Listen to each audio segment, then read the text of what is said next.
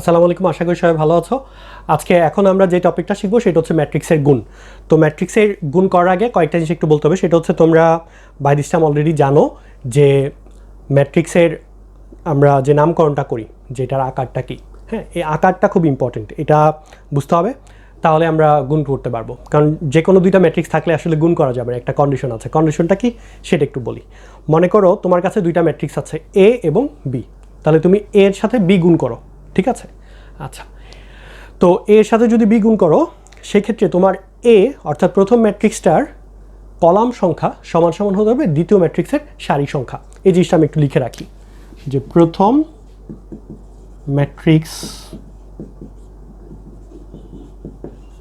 ম্যাট্রিক্সের কলাম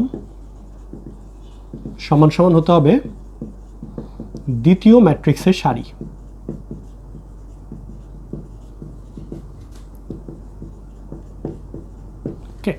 এই কন্ডিশনটা যদি না ম্যাচ করে তাহলে আমরা গুণ করতেই পারবো না, ঠিক আছে? আচ্ছা, এটা কন্ডিশনটা কেন আছে এটা হচ্ছে আমরা ডিটেলস যখন ম্যাট্রিক্সটা করতে যাব, এখন করব গুণ, তখন হচ্ছে আমি তোমাদেরকে আরও ডিটেলস বুঝাবো যে এই কন্ডিশনটা কেন আছে, ম্যাচ করাটা কেন জরুরি। এটা হচ্ছে ম্যাট্রিক্সের গুণের কন্ডিশন। আচ্ছা, তো মনে করো আমার কাছে প্রথমে একটা ম্যাট্রিক্স আছে m ইন্টু n। হ্যাঁ, প্রথম ম্যাট্রিক্স যদি m ইন্টু n হয়, তাহলে দ্বিতীয় ম্যাট্রিক্সের আকারটা হতে হবে হচ্ছে n ইন্টু সামথিং। মানে হচ্ছে এখানের nটা তো বোঝায় কি প্রথম ম্যাট্রিক্সের কলাম, তাহলে এই কলাম সংখ্যা দ্বিতীয় ম্যাট্রিক্সের সারি বোঝায় হচ্ছে এখানে n।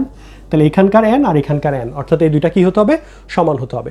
এটা n ইন্টু p হতে পারে, কোনো সমস্যা নেই। তার মানে প্রথম ম্যাট্রিক্সের এটা হচ্ছে কলাম, দ্বিতীয় ম্যাট্রিক্সের ক্ষেত্রে এটা হচ্ছে সারি। কারণ আমরা জানি যে একটা ম্যাট্রিক্সকে যখন নামকরণ করি, প্রথম পার্টটা বোঝায় সারি, এটা হচ্ছে কলাম, আবার এখানে এটা সারি, এটা কলাম। তাহলে প্রথম ম্যাট্রিক্সের কলাম হচ্ছে n, দ্বিতীয় ম্যাট্রিক্সের সারি হতে হবে n। তাহলে হচ্ছে আমরা গুণ করতে পারবো, এবং গুণ করার পরে যে ফলাফলটা পাবো, সেই ম্যাট্রিক্সের যে আকারটা আসবে সেটা হবে এই দুইটা। তাহলে আমরা পাবো হচ্ছে আকার, ফলাফল পাবো হচ্ছে m ইন্টু পি। তাহলে দেখো যে আমি কন্ডিশনটা কি বললাম, যে প্রথম ম্যাট্রিক্সের কলাম দ্বিতীয় ম্যাট্রিক্সের সারি সমান হতে হবে, আর যে ফলাফলটা পাবো, ফলাফলের যে আকারটা হবে ম্যাট্রিক্সের, সেটা হবে প্রথম ম্যাট্রিক্সের সারি দ্বিতীয় ম্যাট্রিক্সের কলাম। তো আমরা এখন একটা প্রবলেমে চলে যাই, তাহলে তোমাদের কনসেপ্টটা আরেকটু ক্লিয়ার হবে। একটু খেয়াল করো, ধরো আমার কাছে একটা ম্যাট্রিক্স আছে এরকম এ, একটা ম্যাট্রিক্স, সেটা হচ্ছে ধরো 1 5 2 0 7 2। আচ্ছা, 2 না দিয়ে অন্য কিছু একটা দিই, ধরো 4। এটা একটা ম্যাট্রিক্স। এখন দেখো এই ম্যাট্রিক্সের কলাম সংখ্যা কয়টা? 3টা। তাহলে আমি যদি এ কে বি দিয়ে মাল্টিপ্লাই করতে চাই, তাহলে কিন্তু আমার কি করতে হবে? দ্বিতীয় ম্যাট্রিক্স যেটা নিব সেটার সারির সংখ্যাও কিন্তু হতে হবে 3টা, অর্থাৎ বি ম্যাট্রিক্সের সারি থাকতে হবে 3টা। মনে করো আমি একটা নিলাম 7 1 5 3 4 2। ওকে, এটা হচ্ছে বি ম্যাট্রিক্স। তাহলে দেখো এই ম্যাট্রিক্সের আকারটা কি? এটার আকার হচ্ছে 2 ইন্টু 3, আর এই ম্যাট্রিক্সের আকারটা কি? 3 ইন্টু 2। তাহলে এখন দেখো, তোমার সবার প্রথম দেখতে হবে যে এটার কলাম কয়টা? 3টা, আর এটা সারি কয়টা? 3টা। তাহলে এই দুইটা যেহেতু ম্যাচ করছে, তার মানে আমরা গুণ করতে পারবো। তো গুণ মানে তুমি অঙ্ক দেখলা সাথে গুণ শুরু করে দিলা, তাহলে ব্যাপারটা এরকম হবে না। তোমাকে আগে এই জিনিসটা ম্যাচ করে নিতে হবে যে এখানকার কলাম আছে 3টা, এখানে সারি আছে 3টা, তার মানে মাল্টিপ্লিকেশনটা এখন করা যাবে, রাইট? আচ্ছা, তো আমরা এখন মাল্টিপ্লিকেশনটা করব। মাল্টিপ্লিকেশনের নিয়মটা কি সেটা আমরা একটু দেখি।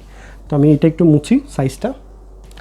আমরা এখন যখন এ মাল্টিপ্লাইড বাই বি বের করব, তখন সবার প্রথম জিনিসটা করতে হবে, আমরা এই সারিটাকে, প্রথম সারিটাকে এখানকার প্রথম কলামের সাথে গুণ করব। সারি গুণ হবে কলামের সাথে, এই সারির প্রথম উপাদান গুণ হবে কলামের প্রথম উপাদানের সাথে, দ্বিতীয় উপাদান গুণ হবে দ্বিতীয় উপাদানের সাথে, তৃতীয় উপাদান গুণ হবে তৃতীয় উপাদানের সাথে, ঠিক আছে? এই হচ্ছে কাজ। তাহলে কী হবে দেখো, 1-এর সাথে গুণ হবে কার? 7-এর। তাহলে এটা হবে 1 ইন্টু 7, তার সাথে যোগ দিবা 5 ইন্টু 5, 5 ইন্টু 5, যোগ 2-এর সাথে গুণ হবে 4, 2 ইন্টু 4। ওকে, আচ্ছা, এটা গেল প্রথম কাজ। তাহলে প্রথম সারি দিয়ে প্রথম কলামকে গুণ, এটা বসবে প্রথমে। এবার প্রথম সারি দিয়ে দ্বিতীয় কলামকে আবার গুণ করবা, ঠিক আছে? তাহলে দেখো 1-এর সাথে এখন কে গুণ হবে?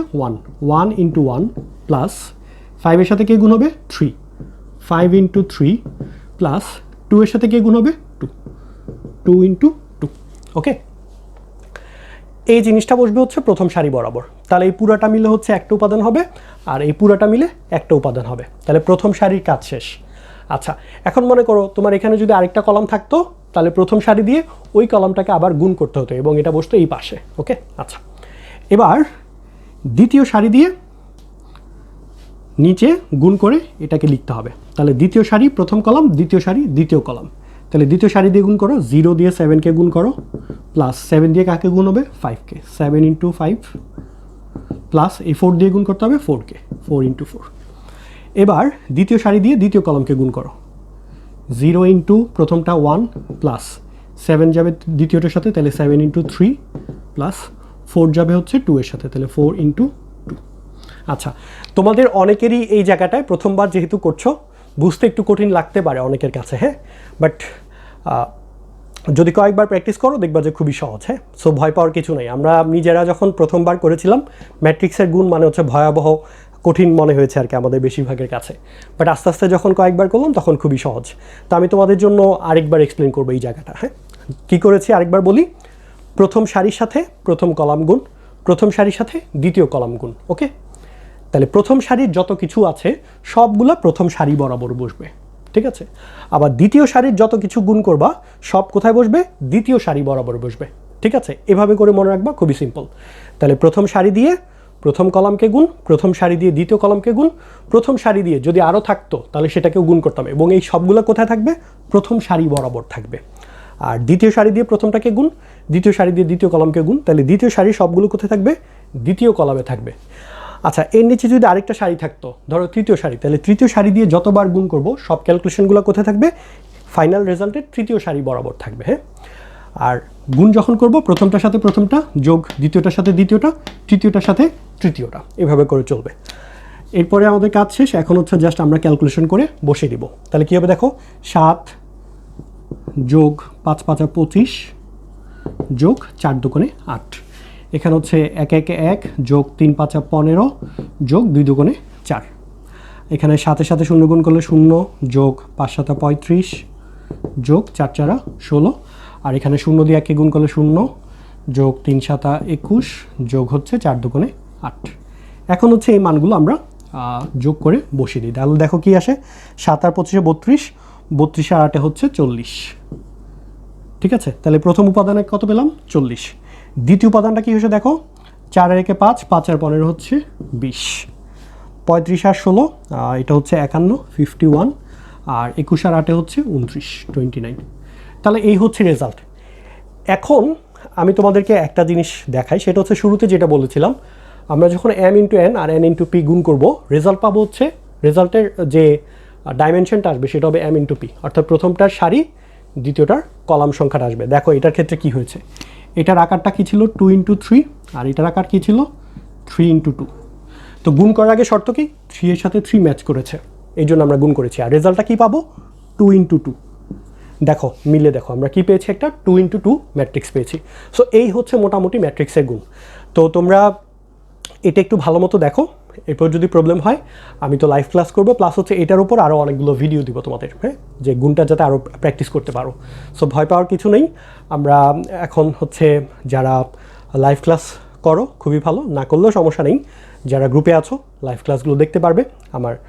তো আমরা লাইভ ক্লাসে আরও ডিসকাস করবো, করার পরে হচ্ছে এই রিলেটেড আরও প্রবলেম সলভ করবো। তোমাদের বই অর্থাৎ প্রথম অধ্যায়ের যে কোনো একটা রাইটারের বই সাথে রাখবা, সেই বইয়ের বেশ কিছু প্রবলেম আমরা সলভ করবো একটা একটা করে।